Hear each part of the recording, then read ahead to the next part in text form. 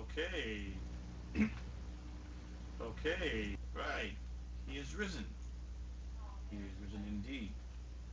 Welcome to New Kennethan Plays a Game. I pick and choose what I want to play. And she was playing Fantasy 14 in Reborn. And so and I'm also Jonah. Last week we did Jonah 1 through 16. We have Jonah 1:17 to 2:10. Kind of following the pastor's notes of downtown Cornerstone Church. Pastor Adam's in it. It was a four-part series, so last one was part one, this one's part two. He's finished the rest of it, like his notes, so I wanted to basically read his notes and talk about the notes a little bit as we play Final Fantasy. So, welcome on board. If you are watching this, either on Twitch or YouTube, and welcome. So let's just say, Almighty God, please watch over us as we do this. We get to engage and about you, your word, and showing your witnesses everywhere in the Old Testament. Everything we talk about and say is based on that. So,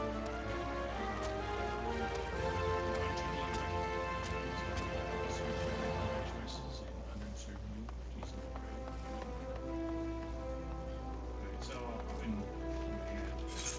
I'm in the main town. Hold up. Wasn't my main town, but this is where I'm at now. I came here because I had to go do a quest for Lord of Inferno. There's the duty that requires 5 players, and unfortunately I can't log into it. No one shows up. So I thought today what I'll do is while I'm on top of Jonah and come out, I'm gonna explore this town. I don't really do that. I tend to run around stuff, come in, see what's happening, exit. I don't actually, some people actually spend time here. They go up every single flower pot and say, or every single wall. Some find holes just in the software. Some find a place where they say, hey, this is my house. And you can't get out. Yeah, so we had to fix it. Why did you say why fix it all? You found your way to the fix it, right? Oh, so it's supposed to make everything that's what we need to help between whatever. Everybody keep her. Don't stay here. Oh, I just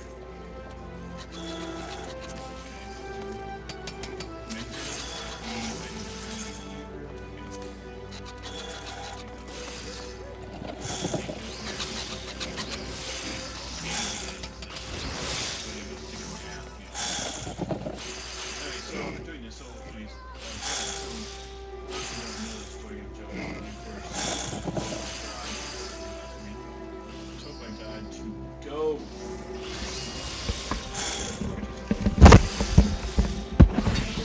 Just realized something that my headphone was on backwards, so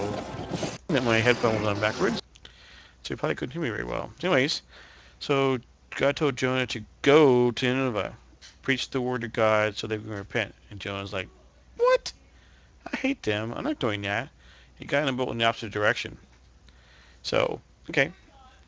So last week we were talking about showing how much we are like Jonah. And anyway, so now we are.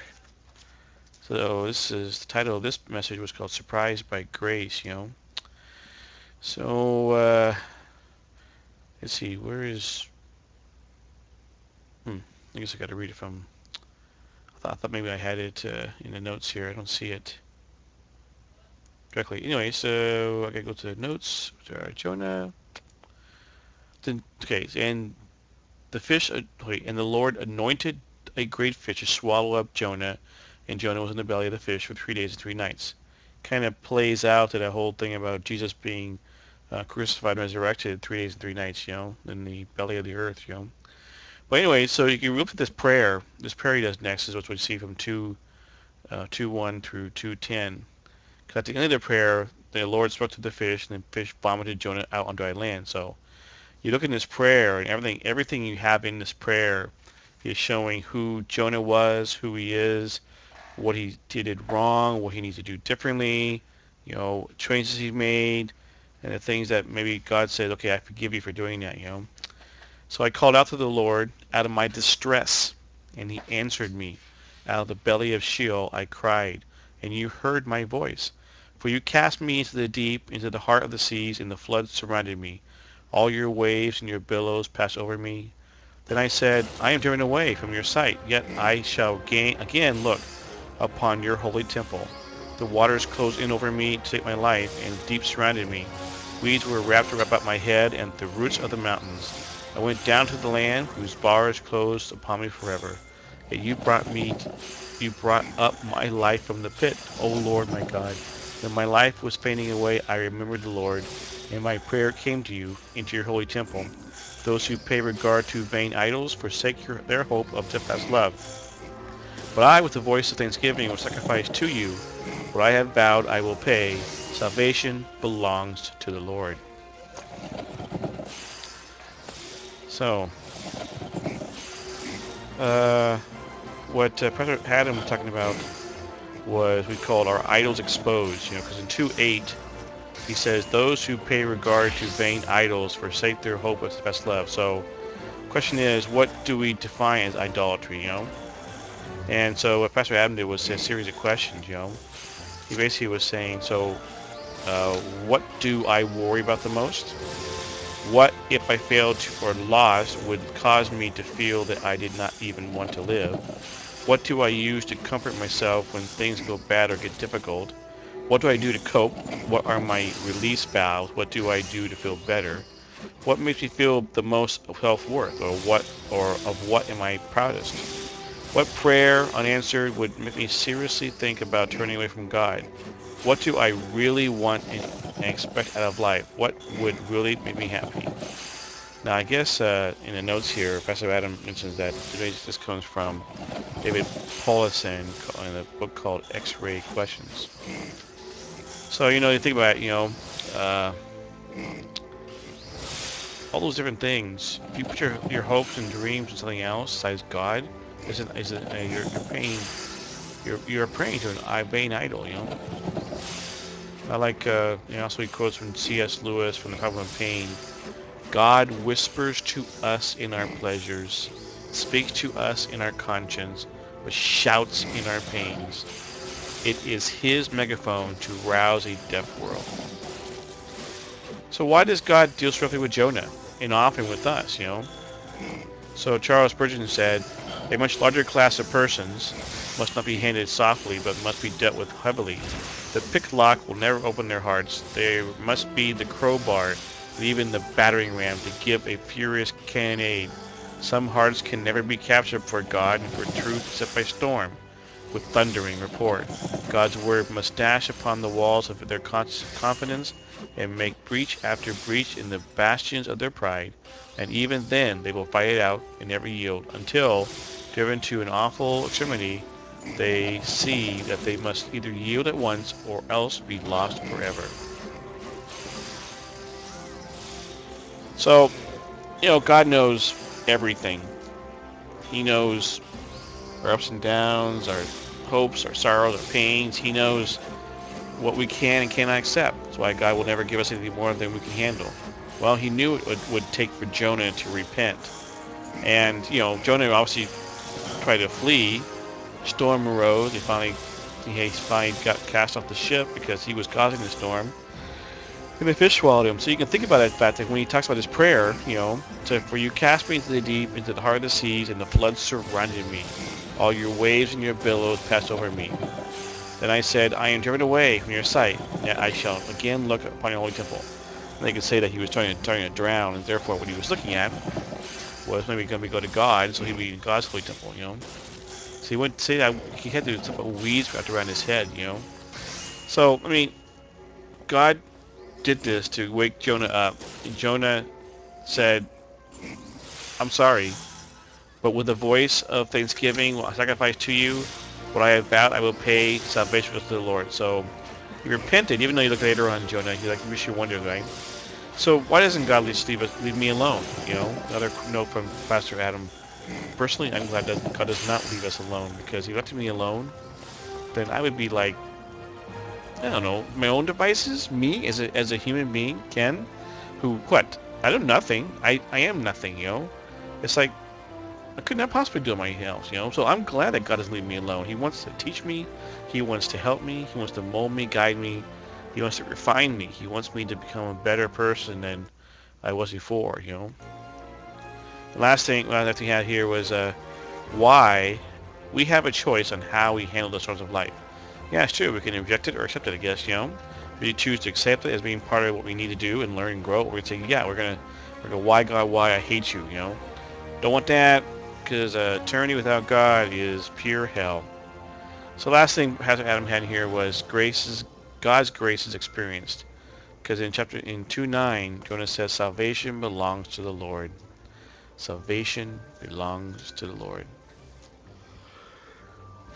Any questions or comments? I'm always open and welcome to it. Post it in the comment section, and I will respond to you. Appreciate any guidance or thoughts on this, you know, or even other sources you may have found that might be good teaching with this, you know. Always willing to grow. There are a lot of good teachers out there. I want to make sure we pass past spiritual truth, not any false doctrine. You can be very careful with false doctrine because sometimes false doctrine can be wrapped in the middle of a, you know, a little piece of kernel of truth wrapped in so many lies, you know, like a pig in a blanket, you know, or an onion, you know. Anyway, so yeah, you know, any comments? And next week we'll do the third portion of this. So anyways, Final Fantasy 14, revamped this. I mentioned this last time, you know, graphics are wonderful, very, very beautiful. Now, the only issue I have is there's so much to do. I feel like, oh my gosh. If you think about it, all these keys, I got, oh, look at this, I got a crafting log. I haven't crafted much of anything. You have all these choices. You can do all of them. It allows you to do everything, but think about these things. You have to, in order to advance, you have to change your gear, you know? So my issue with this gear thing is that I got the right gear, so I have everything here I need for what I have. I have weathered Grimamore for Canis. I have fishing rod fishing, a skillet for cooking. Sorry. So I do this, right? So watch. I equip this. I'll not be naked because I'm not wearing anything, you know, for this set. But guess what? Now I can do cooking. And it's like, what? You know, so I go into my thing again. See, I can make maple syrup, but I need to have. You need what? What I need?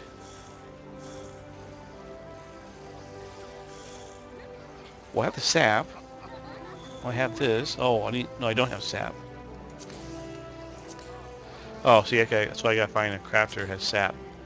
Anyways, if I go back to my equipment, put on this thing again. Good. Oh, that's right. I just. Crud. That's right. Just last night, I realized that. I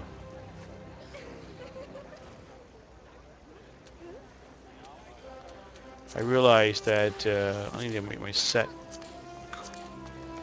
equipment set.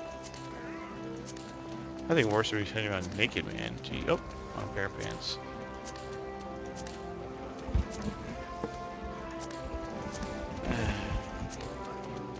But it really sucks, you know.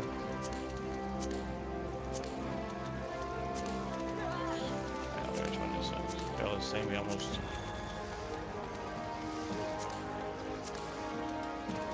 Alright, so I need to do that then. Equipment sets. Gear sets. There we go. Oh.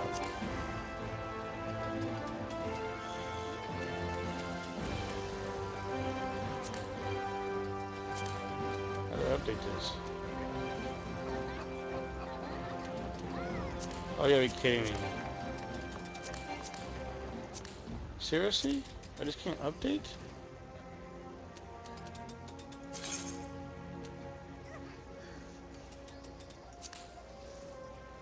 Oh. They do have gear sets. So I cooked this, so my culinary set is this. Oh. Oh, I guess I better. Alright. What should I wear when I'm cooking? I got a nice little hat. Well, I can't. Jeez, I can't. I'm too low level for that. I could wear this. Let's see.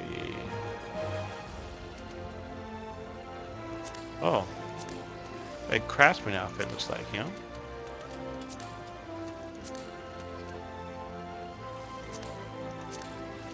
So I'm wearing pants, you know? That's the key thing. I can go barefoot. See, I'm too low level for this gear. You know, myself, character-wise, I'm level 22, but as a culinarian, I'm level 1, you know? Alright, so now I'm a cooker. Got my little pan. See that pan there on my side? Sweet, sweet. Okay, so...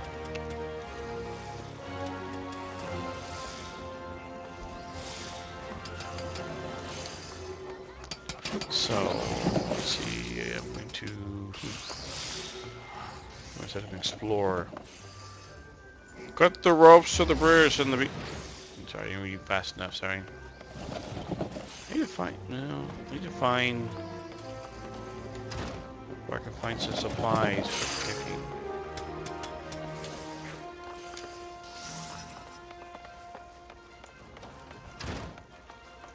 Alright, back outside again. Okay, well, is it importer? I wonder who's importing. Purchase tools. There's gear? That's only the price? I got tons of gil. Oh my gosh. That's the price right there for that stuff? You know, I could... Yeah, okay. Interesting thought. I probably could get myself all... I really don't want to do that, you know? I'm gonna ask him again now. Just tools you're gonna sell me. A whistle? Someone's a lost chocobo chick. Till you find his real mother, you have to suffice. I don't have a chocobo chick yet, you know? Summons a fully operational clockwork puppet built in a joint effort by alchemists and goldsmiths guilds. Summons a miniature recreation of the void spent bomb. I really need to have some the lost chick. Let's see what happens. Where'd it go? Oh man, probably my mount is never.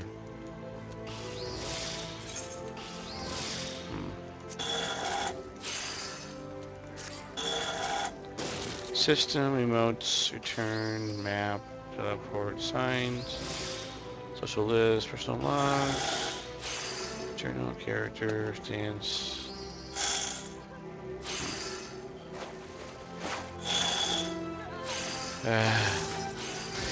Well, I'm running frustration. These are not as simple as I thought it would be, you know. Oh, I see. Way to go.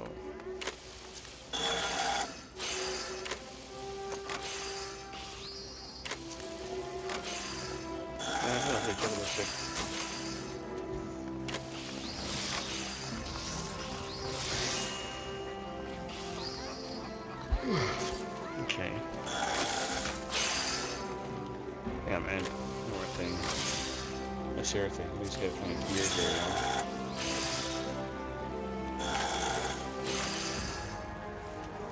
Yeah, I can always dress up my... Uh-oh. Some dancers, huh? What's a character has tails? You know, like humans have tails. The ears like a, you know, like a cat, tail like a cat, but claws like a human, you know?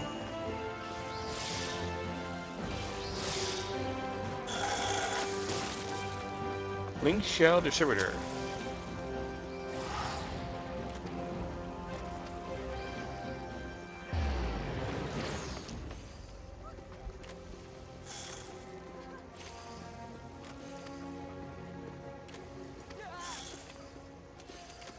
What?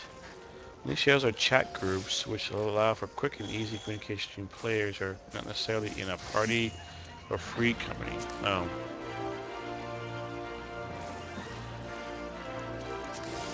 Interesting. I guess I could see them using this.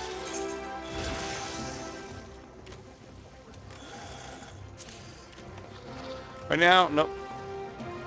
No mail. Let's see what we got here. I'm looking for a cook.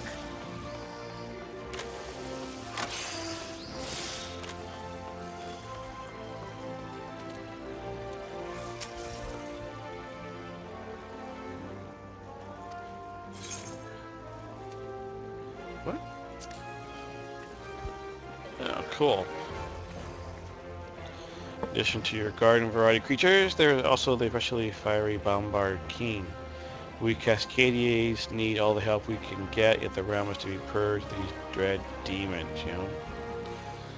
I think if I had people actually watching my Twitch channel, I could actually have comments that were good feedback, so it wouldn't just be me be a monologue on Jonah, but good feedback about that, you know?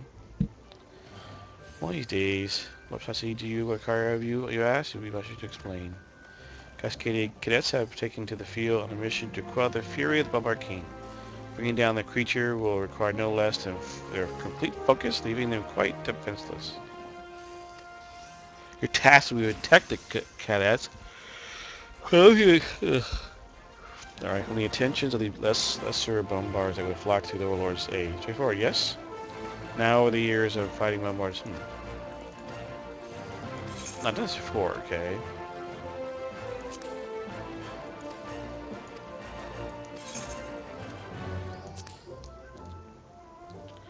Alright, so I'm giving all this.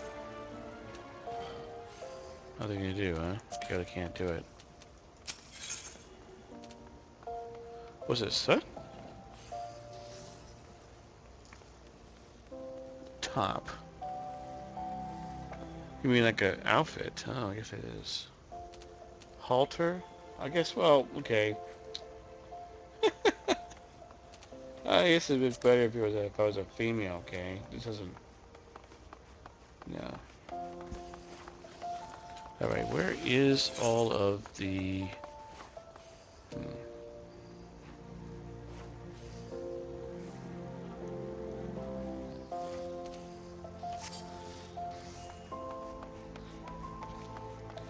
Well, so I was going to explore, so... Oh, not this again. Where did I go? Couldn't go much of anywhere. Okay, end of a wall here. What we got here? Oh, street. Oh, really? Out of the main drag, huh?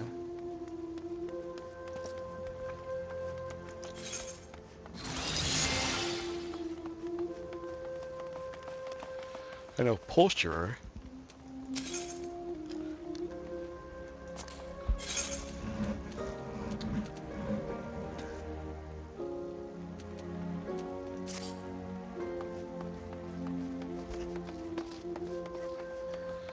Hmm.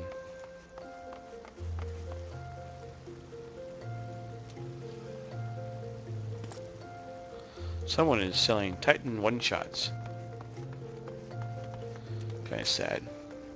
The gambling halls of the Platinum Mirage are as oases of fortune, as glimmering silvery dream twists you cannot help but be drawn. You know, gambling's not good. Beyond these doors are found fantastical amusements, thrilling games, a chance to delight and entertain, assuring you the product exclusive membership.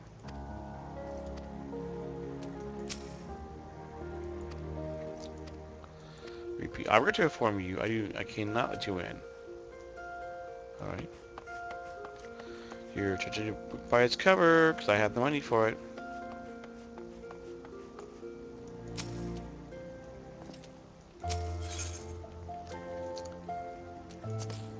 What do you want?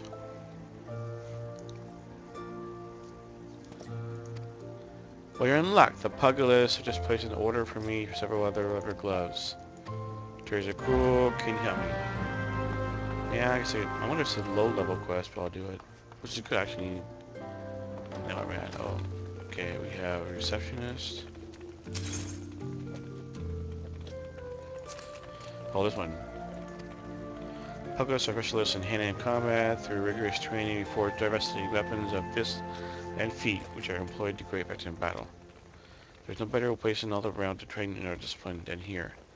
If you would like to path the Pugilist, I recommend you add your name to our roll. What do you say, your friend? Exactly, you've done everything. I know, it makes you wonder if there's gonna be a problem with that, you know?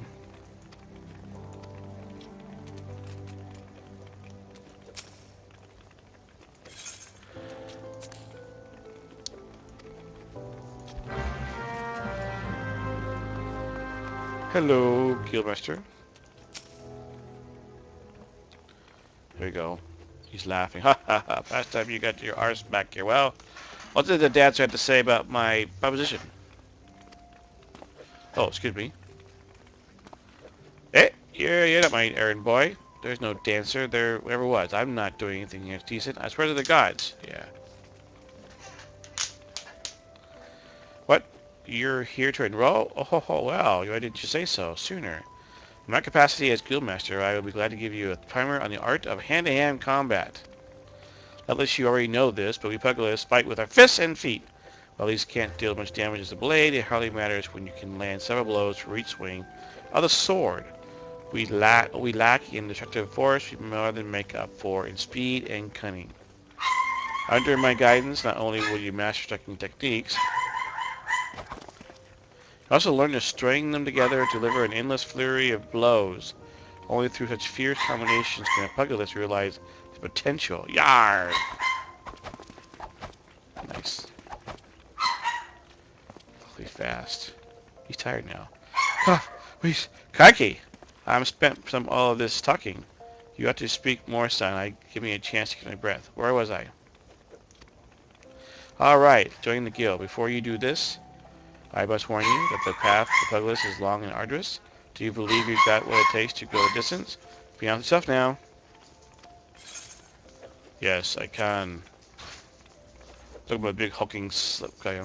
Yes, you have fighting spirit. I can see it in your eyes. Hello. I see no reason to deny you a place in these halls. Welcome to the guild, son. To help you on your way, I'll add some names to your hunting log, opponents you might hone your skills against. And so as you make a budding Buggus of you, there's your very own pair of Hora. They're a tad old and rusted, but they'll serve you to make you look meaner, I reckon. Now I have a mind to assign you your first lesson. Arm yourself with your weapons. Let me see what you're ready to begin. So, here we go again. Now watch, I put these weapons on, and I'll be naked.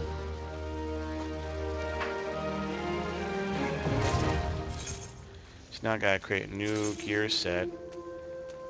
Let's create new, not culinary, crud.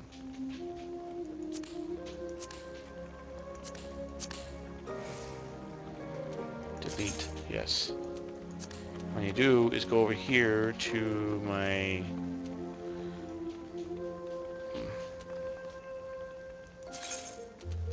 Now I gotta put on this thing. I'm naked again! Oh, not naked again. Okay. Well, that's interesting. Okay, now to learn.